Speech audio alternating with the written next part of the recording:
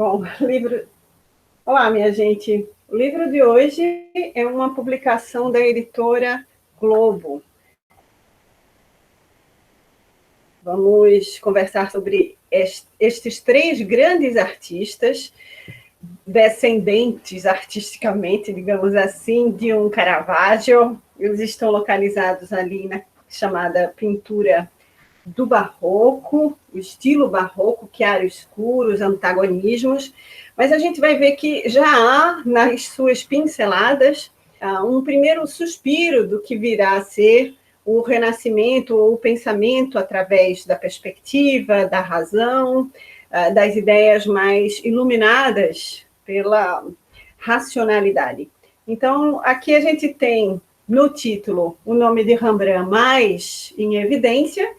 No entanto, a publicação da editora traz também imagens de outros dois pintores, né, que são contemporâneos a Rembrandt, que são o Johann Vermeer e também o Hals, Franz Hals.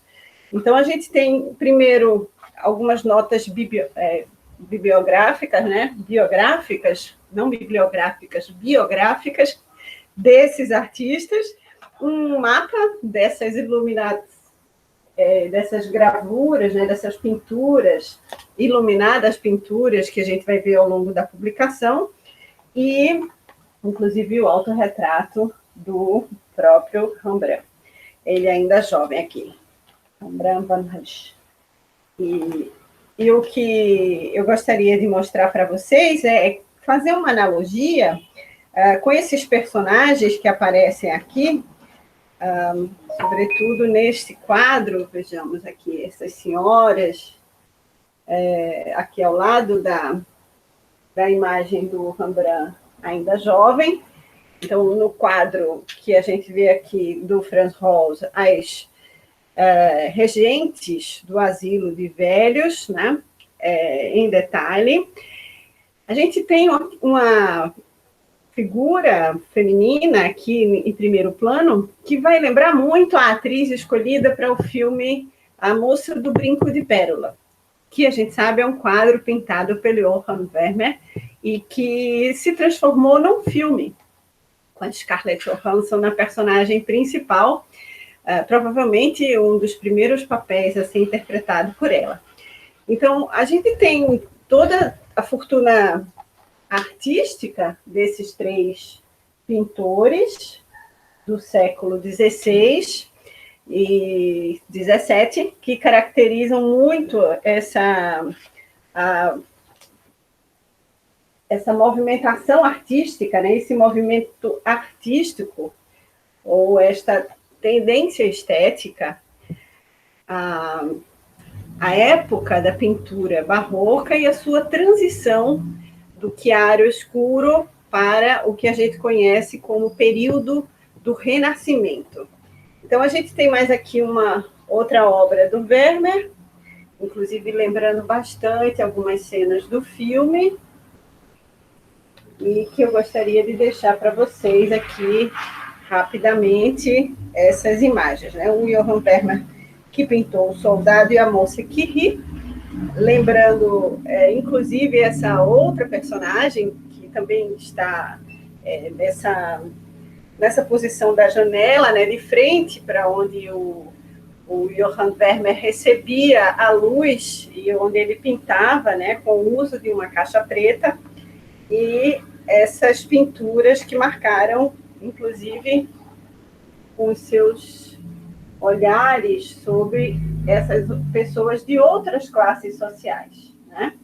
Então, esses pintores, eles eram chamados para fazer retratos de grandes integrantes da nobreza, de grandes nomes da nobreza da época. E o Johann Vermeer tem esse traço, né? Ele não só pinta a moça com um brinco de pérola, um brinco que a própria sogra vai tirar escondido das joias da filha, porque ela era também uma espécie de marchand, né, da obra dele, do genro, então ela negociava as obras também do Vermeer. Então, aqui uma visão belíssima, né? A visão de Delphi, a Mauritshuis, né? Em Haia, como a nossa Mauritshuis Recife. Aqui a gente tem uma pintura da cidade. Então, a publicação ela é interessantíssima por trazer esses dados biográficos, né? A gente tem também, cronologicamente, as pinturas desses 3 artistas e algumas imagens que provavelmente serviram de inspiração. Você vê, porque o quadro, por exemplo, das senhoras, das velhas, as idosas do asilo, a imagem de uma delas vai fazer com que haja uma escolha em relação a essa atriz que interpreta a sogra do Johanne Vermeers. Então, é interessante que a gente perceba, né, como uma publicação dessa pode servir de inspiração também no universo cinematográfico. Então, não estou dizendo que exatamente essa publicação serviu para os cineastas do filme A Moça do Brinco de Pérola, mas quanto a gente vê que essas associações elas vão gerando conexões que estão presentes não apenas na publicação, mas também na produção cinematográfica. Então, aqui está. Ainda outras imagens do Rembrandt. Aqui. E eu vou ler um pouco a apresentação do livro, né? Já que eu mostrei para vocês a publicação, está disponível na biblioteca de vocês. Então, vamos lá. As notas biográficas. Franz Hals nasceu, suspeita-se entre 1581 ou até 1585, não se sabe ao certo, então, no final do século XVI, e vivia com a família, né, em Avers, no Halle, Holanda. Logo depois do seu nascimento, todos vão para a região conhecida como uma região de origem alemã também, não holandesa, mas... Bom, eu vou ler então, notas biográficas. Franz Hals nasceu entre 1581 ou 1585, não se sabe ao certo, em Anvers, onde a família dele era originária, o Haarlem, na Holanda. Logo depois do nascimento do Franz, todos retornaram à região de origem. Em Haarlem, Franz torna-se aluno de Carl van Manden, cujo ateliê constituía, na época, o centro incontestável de tradição holandesa.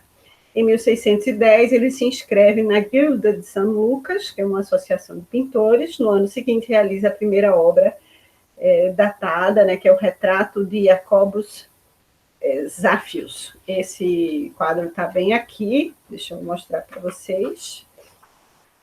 Eram escolas, como a gente pode ver, especialmente feitas para essa classe social, né? Em ascensão, uma classe social que tinha seu status quo assegurado nessa sociedade. Rembrandt, Ramson van Rijn, nasceu em Liège em 15 de julho, de